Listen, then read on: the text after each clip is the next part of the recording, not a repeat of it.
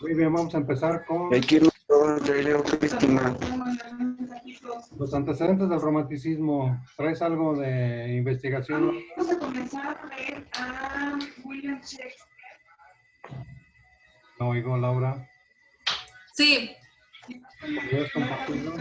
Ahí más bien hay que pedirle a Manuel que apague un poco el micrófono para que... Esto. Muy bien, ya está. Sí. Dice,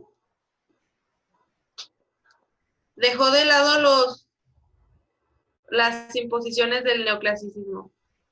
Dejó de un lado las imposiciones del neoclasicismo. Cris, ya te fuiste al árbol. ¿Sí se escucha ahí? ¿Bien todo? Sí, sí. Porque acuérdate del sábado que había problemillas. Compártenos algo de tu tarea. Ah, sí, sí, por el aire. ¿Cómo? Compártenos algo de tu tarea. Ah, es que tengo adentro la de esta. ¿Qué era la tarea? A ver, recuérdeme. O sea, sí la hice. Pero Todos los antecedentes del romanticismo, el movimiento romántico. Andan ustedes medio graves en tarea. Urge regañar como debe ser. Cris, hace ratito sí, te escuchabas que la mejor busco. adentro. Cris, Sí, es que adentro ahorita hay ruido. pues si acá no hay nada. Muy bien. Los antecedentes son varios, uno de ellos es el prerromanticismo, antes de autores que abrieron el camino a la literatura romántica, que fue un movimiento muy importante en la cultura en términos generales, porque el romanticismo no nada más se vio involucrado en el mundo literario, también en la música, en la pintura, entre otras cosas. Entonces, aprovechando al invitado de honor, le vamos a pedir que nos haga una introducción a lo que fue el romanticismo, ya que es muy experto en esas vicisitudes. Adelante, profesor. Bueno, como siempre, vuelvo a decirlo, el profesor me lanza al ruedo, entonces, ahí va. El romanticismo es una corriente, como él ya lo había adelantado, que no solamente va a impactar la literatura, sino todo el mundo artístico, y hasta se va a tener impacto en el mundo de la vida cotidiana, por decirlo de alguna forma. Está relacionado con la época, en el contexto, hablando ya del contexto, porque acuérdense que todos los movimientos, ya sean históricos, artísticos, demás, hay un contexto que les da explicación. Está alrededor de las grandes revoluciones, está alrededor de la Revolución Francesa, está alrededor de la Revolución Industrial, en sus inicios, está alrededor de la idea de libertad y de nacionalismo. Eso va a impactar también en los temas que estos escritores románticos van a tratar. Sobre todo, van a tratar de salvar ideas, salvar historias, leyendas del folclore, para llevarlas y plasmarlas dentro de sus historias.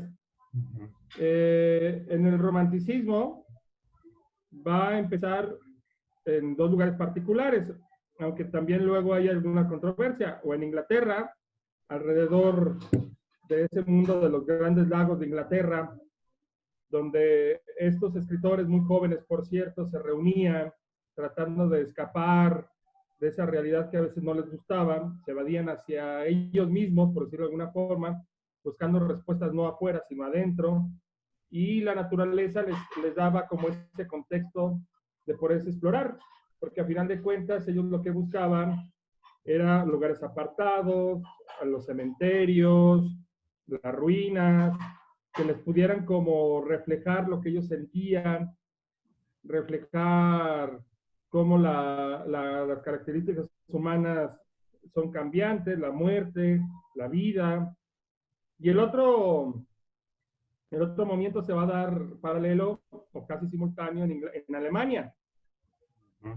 Ahí hay algunos escritores, tanto ingleses como alemanes, que van a ser muy importantes en el inicio. Por lo tanto, ya concluyendo, la literatura del romanticismo va a empezar a finales del siglo XVIII y va a alargarse toda la primera mitad del siglo XIX.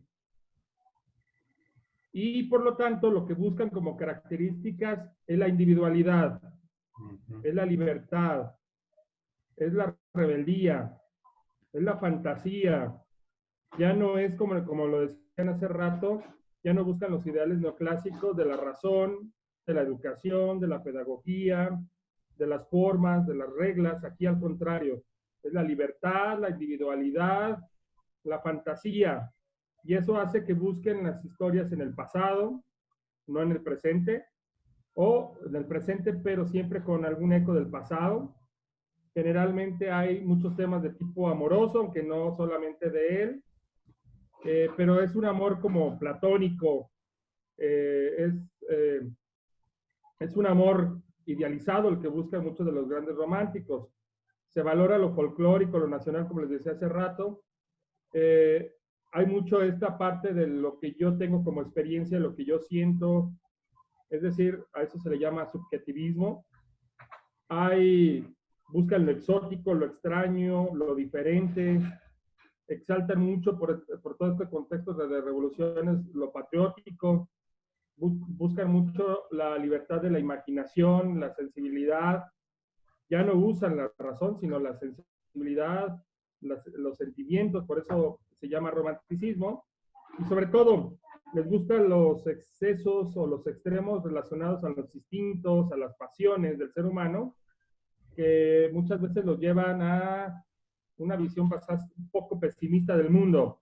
Como ahí seguramente ahorita lo hablará el profesor Vilchis, hay una obra que va a ser parteaguas y que va a generar hasta una moda en los jóvenes, que se llama El joven verde, el cual esta obra marcará un antes y un después de cómo se ve el mundo, porque esto no solamente va a marcar a una clase social particular, como lo había hecho en el neoclasicismo, sino que esto va a impactar a todas las clases sociales, tanto que hasta se vuelve moda, ¿no?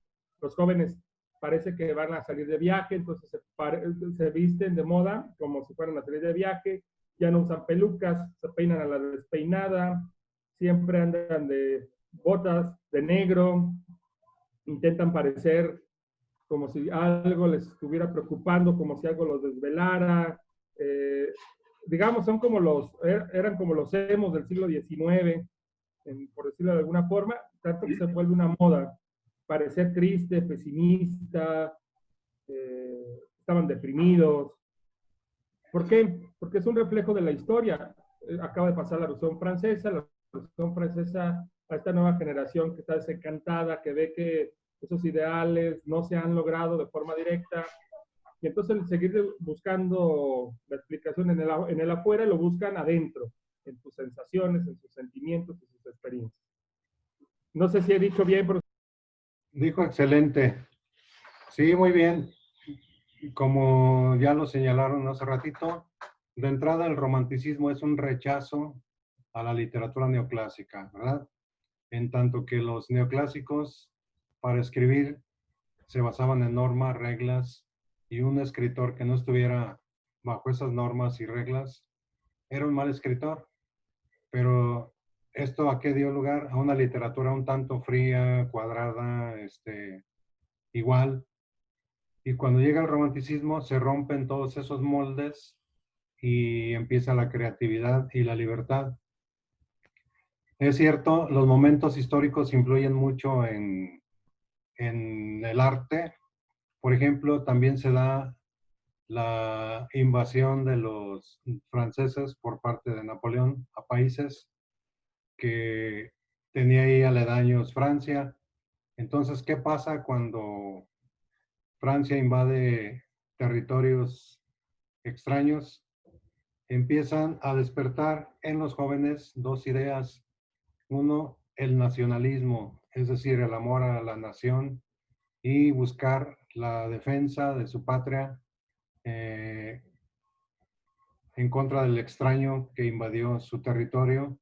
Y la otra, la extensión de uno de los ideales de la Revolución Francesa, la libertad, es decir, liberar a el territorio del extranjero. Y esto se plasma en la literatura.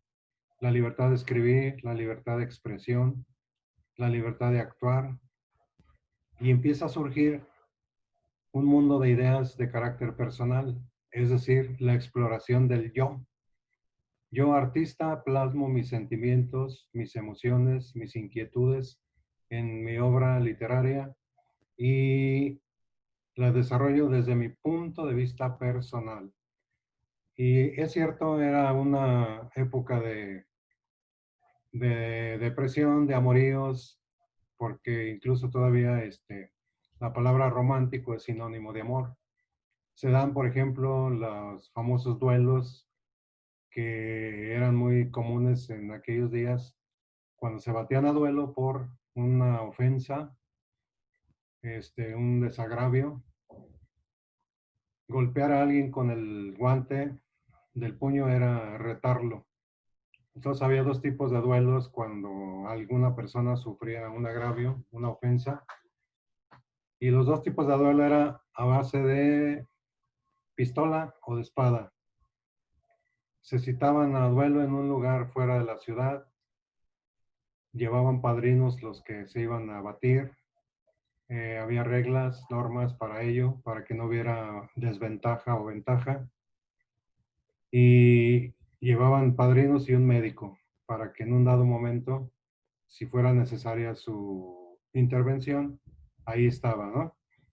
Entonces ya llegaba la hora del duelo, se concentraban en ese lugar. Si era con pistola, se ponían de espaldas a una orden determinada, caminaban determinados pasos, volteaban y el que tenía mejor puntería pues, era el que ganaba, ¿no? Y ya el doctor ahí lo asistía al herido y algunos no querían curarse por el honor, morían, o también a base de espada, ¿no? Los espadachines. ¿Por qué? Porque acuérdense que otra de las grandes influencias del romanticismo fue el retorno a ciertos aspectos de la época medieval, donde aparecen las leyendas, los personajes fuera de lo común, los dragones, las princesas encantadas, el duelo de espadachines a muerte. Y hay libros que recogen la tradición medieval, entre otras cosas, de lo que se narraba en esos días. Y uno de ellos es el Doctor Fausto, de Goethe, una recopilación de leyendas medievales, entre otras. ¿Y qué más habla, profesor Fausto? Bueno, habla el ideal del hombre, del romanticismo, ¿no? De ver más allá de la ciencia, porque este hombre desencantado del conocimiento tradicional, por decirlo de alguna forma, cansado de buscar en los libros las respuestas a la vida, lo que realmente vende su alma al diablo para conocer más allá, entre ellos el amor de una mujer, que sonó como a canción, ¿verdad? Y eso, a Margarita, exactamente. Entonces, en este tenor, Fausto le vende su alma al diablo, representado en uno de ellos, que es Mefistófeles, que representa el diablo de la negación, el diablo que acompaña a Fausto por sus aventuras, hace que Margarita, esta chica adolescente, vendedora de flores, se enamore irremediablemente y haga actos que de otra forma no haría, y en sus desvaríos, en esta locura que implica el amor, pues ahí por ahí sucede lo que tenía que suceder y ella queda embarazada, y en este acto de haber cometido ahí algunos actos, incluyendo sin quererlo, la muerte de su madre, etcétera, pues termina matándose. Y entonces esto Fausto lo recoge como una especie de remordimiento, aunque termina la historia, porque Margarita se salva, porque todo lo hizo por amor, y ella posteriormente ayuda a que también la alma de Fausto, después de vivir muchas aventuras un poco en sentido metafórico, conocer a Helena de Troya, y que es la segunda parte de la obra, terminará reflejando pues toda la época del romanticismo, ¿no? La búsqueda de la belleza, que la vida sin belleza no tiene sentido, la vida sin el amor no tiene sentido, la vida sin eso, sin la vida, pues no tiene sentido. Entonces, se vuelve la obra una representación de un ideal romántico como tal, en donde lo que hay que hacer en la vida es vivir, y plenamente, totalmente, para que realmente el hombre se redima. Esto que estoy tratando como de explicar tal vez sea muy complicado, hay que leer la obra para entenderla, y es muy entretenida, sobre todo la primera parte, porque refleja mucho de la búsqueda humana a lo largo de la historia, y que refleja mucho seguramente la forma de ver la vida de muchos de nosotros, ¿no? Que no estamos conformes con la vida que nos tocó vivir y que tratamos de mejorarla. Es básicamente el ideal de todo ser humano. Desde que el ser humano es ser humano, seguramente así se ha reflejado seguramente en cada vida de cada uno de nosotros. Por eso es que esta obra se vuelve universal en muchos, y que tiene otras muchas ideas que habría que revisar. ¿Cierto, profesor? Muy bien, sí, sí, sí. También de este autor, Goethe, es el libro que mencionó el profesor, el del joven Werther. Viene la contraparte, el suicidio, también era otra característica de la época romántica, así como el anhelo de vivir, de expresión, de manifestarse, también el suicidio por amor. El joven se suicida por una cuestión amorosa, y este libro o esta actitud la toman muchos jóvenes de aquellos días como bandera, como un ejemplo, y también se da el suicidio ante estas situaciones por la influencia, ¿no? Aquí vean cómo la literatura ejerce mucha influencia en los lectores, en las formas de vida, de pensar y de actuar. Ahora, también dentro de los románticos había una especie como de grupo, de corriente más extrema. Eran los poetas malditos. Ya lo señaló el profesor, los poetas eran gente de esta índole, eran gente que iba al camposanto. En aquellos días no estaban bombardeados los cementerios, la gente entraba, estos poetas se iban a la luz de la luna a los camposantos, se sentaban en las tumbas, se vestían de negro para camuflarse o pasar inadvertidos en la oscuridad, y empezaban a escribir sus poemas, y también se hacían acompañar este tipo de poetas extremos con sustancias no muy legales, que digamos. Ya se utilizaban drogas como el hashish, la misma cocaína, y bajo esa inspiración escribían algunos tratados que conocemos ahorita en su contenido, como Las Flores del Mal de Charles Baudelaire, entre otras, y se refleja una actitud de rebeldía ante la sociedad. Un ejemplo o una semejanza sería de nuestra época, por ejemplo, la era de los hippies, ¿no? Los hippies, una palabra derivada de happy, feliz, vivir sin preocupaciones, vivir el momento, el día, el vivir por vivir con esa actitud del goce, de la libertad. Y este movimiento hippie se da en Estados Unidos a raíz de las guerras que libró Estados Unidos contra Vietnam. Muchos jóvenes no sabían qué peleaban, por qué los mandaban a la guerra, y dejan a un lado su ropa de vestir, su ropa convencional, y se enfundan en el ropaje de los obreros. La mezclilla cobra valor, se dejan crecer el pelo, la barba, el símbolo es el amor, es la paz, y se empiezan a manifestar de una manera pública en una rebeldía pacífica, ¿no? A lo Mahatma Gandhi, como protesta al establishment, al establecimiento. Y así era también la época de los románticos. Salían de viaje en reuniones, se iban en los trenes, se iban al campo y se compartían lecturas, se compartían experiencias, y tomaban esa actitud, ¿no? De una postura de rebeldía ante las sociedades y las estructuras de su tiempo. ¿Algo más, profesor, que complemente? Pues sí, estos románticos, hay sobre todo algunos ingleses, uno de ellos es el famoso Lord Byron, es un cuate que tenía un título nobiliario, que tenía la mejor educación del momento, que tenía los recursos económicos y que alrededor de él su personalidad era tan avasallante que alrededor de él se van a reunir otros muchachos, los cuales harán una vida bastante interesante, buscando aventuras, reuniéndose en lugares apartados, buscando lugares hermosos para poder como trasladar y buscar el desarrollo de su poesía. Es muy común, por ejemplo, que alrededor de Byron, otro poeta muy importante de Chile, John Keats, muchos de ellos van a morir muy jóvenes, porque también ese era el ideal, ¿no? Una especie de ideal de eterna juventud, la cual también se representa en nuestra época, después de los hippies, con todo este movimiento del rock, ¿no? Morir joven, ¿no? Para que se tenga un bello recuerdo.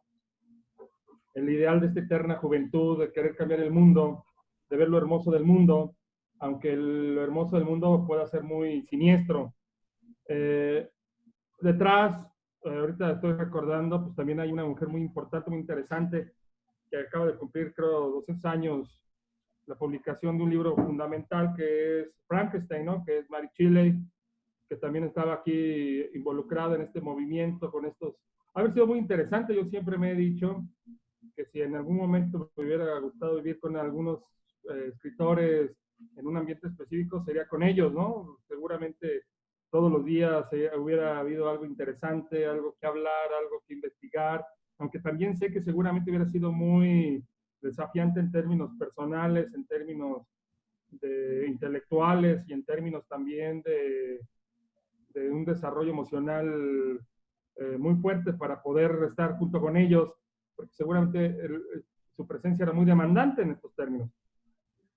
Lord Byron va a llevar a su vida la búsqueda de la libertad, tanto así que se va a involucrar, por ejemplo, en la independencia de Grecia, porque Grecia en esta época era un país que estaba dominado por los turcos, y para él el ideal de la Grecia, pensando en ese simbolismo de la cultura europea, pues de que que no sea libre la cuna de la civilización europea occidental, donde nace el concepto de libertad, pues era como no tener sentido. Entonces va siguiendo este idealismo, se va a involucrar en la independencia de Grecia, donde va a morir, no en un campo de batalla, pero se va a enfermar, pero al final de cuentas va a estar ahí viviendo lo que él estaba pensando. Cuando él pudo haber seguido su vida viviendo bien, etcétera, etcétera, ¿no? Así es. Muy bien. Lord Byron, el prototipo del joven de dinero, de pegue, de mujeres que él podía tener a su antojo, literalmente, se va a pelear y muere de una manera absurda, de una enfermedad ahí que no tiene nada que ver con la guerra, ¿no? Pero ahí está. Entonces, voy a retomar el tema porque el profesor nos va a platicar de los libros que tienen que leer. También el Literarios 2, ¿verdad? Retomando, el romanticismo fue un movimiento artístico, involucró varias artes. Ya dijimos, la música, la pintura, entre otros.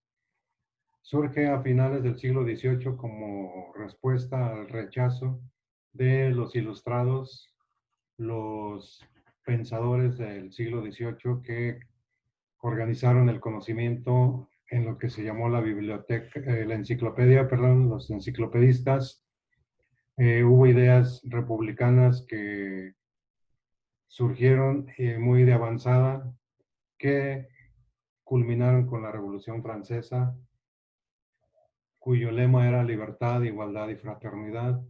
Después vienen acontecimientos históricos como las invasiones de Napoleón, despiertan en los jóvenes el deseo de liberar a su patria del invasor, se despierta el nacionalismo, el romanticismo se empieza a extender por gran parte de Europa y es el origen de los famosos himnos nacionales donde se exalta al joven a cuidar su nación, inspirados en un canto que se desarrolló en la Francia, en la Revolución Francesa, con el famoso canto de la Marsellesa, que durante mucho tiempo estuvo prohibido, por cierto.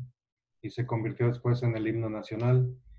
Otro anhelo era la libertad de expresión, el rechazo a las normas neoclásicas, la expresión del yo y mis ideas, yo y mis argumentos, yo y mi creatividad.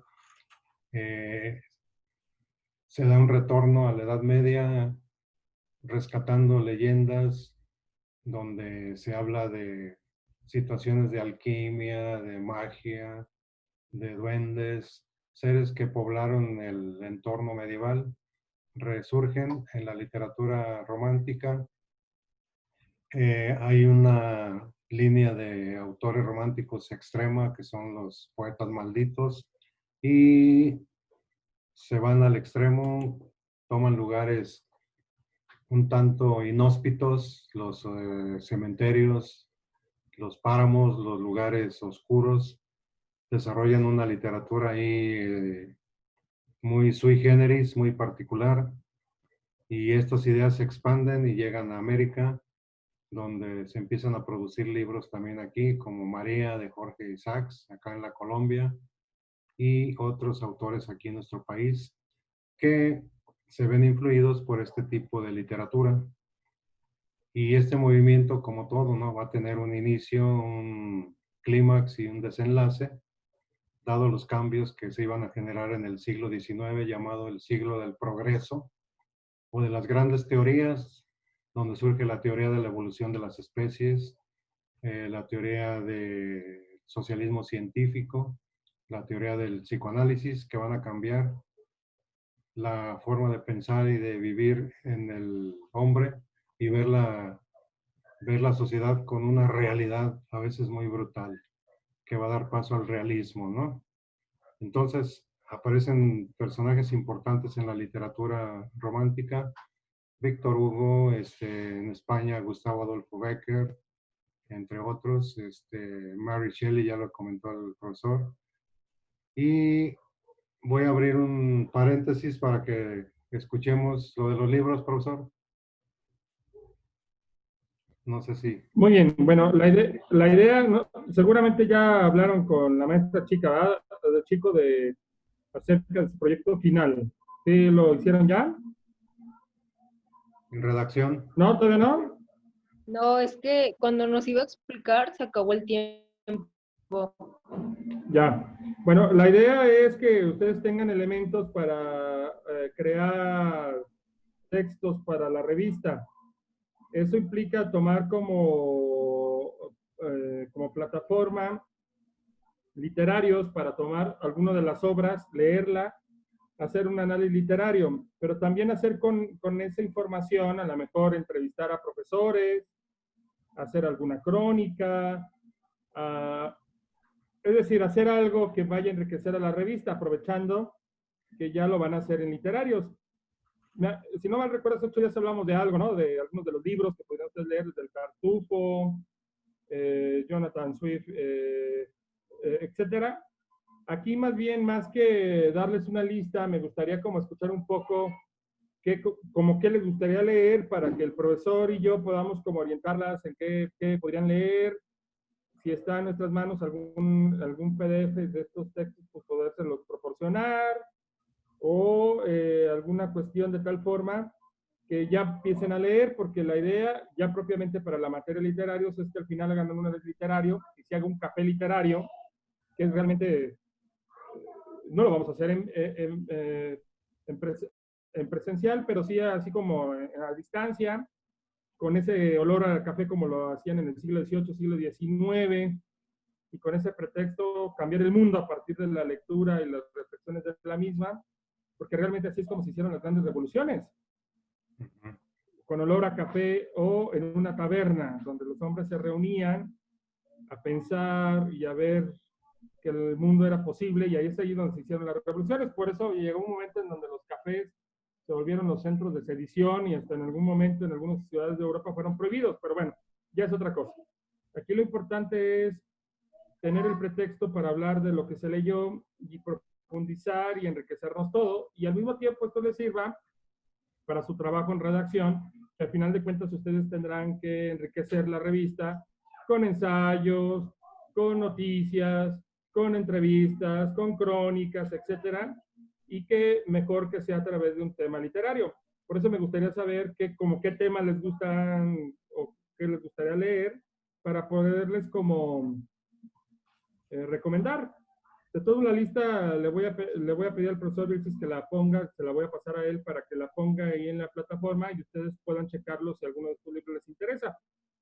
A ver, no sé qué les gustaría. ¿Qué tema les gusta? ¿Fantasmas? ¿Policías? Aventuras. ¿Castillos? ¿Aventuras? ¿Hay alguno de misterio o algo así, tipo de suspenso? Hay varios, pues está el padre de la novela policíaca, Edgar Allan Poe, que es una buena lectura como tal, y todos los autores que siguen. Ujú. Sí, Edgar Allan Poe puede ser un buen título. Son cuentos. Puedes empezar por ahí. Profesor, No sé qué otro autor le recomiende, profesor Juan José. nada más antes de eso, no sé si tengan así bien el conocimiento de lo que es la revista que se pretende, o si, no sé si ya les hablaron de ella. No, todavía no. Porque las veo así como que, ¿cuál revista? Sí. Ah, bueno, seguramente es por los tiempos. El sábado luego se aprieta un poco más los tiempos para explicar. Pero sí, lo que van a hacer como proyecto final para Redacción 3 es un trabajo. Ustedes van a ser periodistas, en pocas palabras. Van a generar el contenido de la revista y eso va a implicar ponerse a trabajar. Es decir, realmente examen no hay, sino realmente su evidencia de su aprendizaje será el armado de la revista junto con sus compañeros de los otros turnos y la maestra Chico va a ser como quien va a coordinar todas estas cuestiones y para que no sea complicado, la gran mayoría de los temas saldrán de las cuestiones desde literarios. Por eso también es importante que vayan viendo qué van a leer, si quieren entrevistar a alguien acerca de la lectura, si quieren hacer alguna crónica. Ya conforme vaya avanzando el cuatrimestre van a ir entendiendo un poco más. Pero creo que ahorita lo importante sería que empezaran a ver qué van a leer para a partir de ahí empezar a generar sus textos que van a enriquecer la revista. Sí, porque en cada cuatrimestre se elabora una revista en unión de textos literarios con redacción. Obviamente pueden participar los demás alumnos, pero digamos que el sustento es redacción, la clase que llevan, y literarios. Digamos que en redacción es la armazón de la revista, la estructura. Y literarios es una gran parte del contenido de esa revista, entre otras cosas. No es totalmente nada más lo de Literarios 2. Entonces, ustedes juegan un papel importante en el contenido con las lecturas que se pretenden realizar. Y aquí lo que importa es que sea un libro que les agrade, que les guste, que no lo lean por obligación, por, sí, tengo que leerlo, ¿no? Por eso hay una gama, ¿no? Una serie de títulos que ustedes libremente pueden escoger y que no suene a imposición, sino este me gustó y por lo tanto lo voy a leer con gusto, lo voy a disfrutar y a raíz de esa lectura voy a contribuir para la revista que es de carácter virtual. Ahorita ya llevamos la edición número, ¿qué, profesor? Ya va como en la edición 8. Bueno, ahorita no recuerdo si es la 8 o la 9. Así es. ¿Dónde anda Chris? Se salió. Y creo que también andamos sobre el tiempo, ¿no? Pues más bien ahí, Laura, no sé qué temas te gustaría leer, qué tema en concreto. Aquí Pues adelante. de terror suspenso a mí me gustan, la verdad. O de... Por ejemplo, podrías leer también, aparte de Edgar Allan Poe, un escritor actual que en algún momento fue tachado como escritor menor, aunque desde mi apreciación creo que va a pasar a la historia, sobre todo por su análisis de la clase media norteamericana y del mundo actual. Estamos hablando de Stephen King, y tiene muchos libros, muchas novelas que han sido llevadas al cine, pero no hay nada como leer la obra, porque él tiene muchos elementos literarios. seguramente lo conoces por eso, por ejemplo, El Payaso, ¿no? Esa Sí. película de terror sale El Payaso. Esa película sale de una novela de él y hay muchas novelas muy buenas, donde realmente si uno ve detrás de la historia, detrás del aparente terror y estas cuestiones, uno ve reflejada la sociedad norteamericana de la clase media, sus temores, sus crisis, nada más que llevadas a un escenario, digámoslo así, donde es interesante revisar lo que sucede alrededor de los personajes. ¿Y para qué? Para que sea como más fácil digerirlo, decirlo por alguna forma, ¿no? Pero es muy buen escritor, entonces puede ser una buena opción. Así hay muchos otros autores está Lovecraft, que también es un buen escritor de cuentos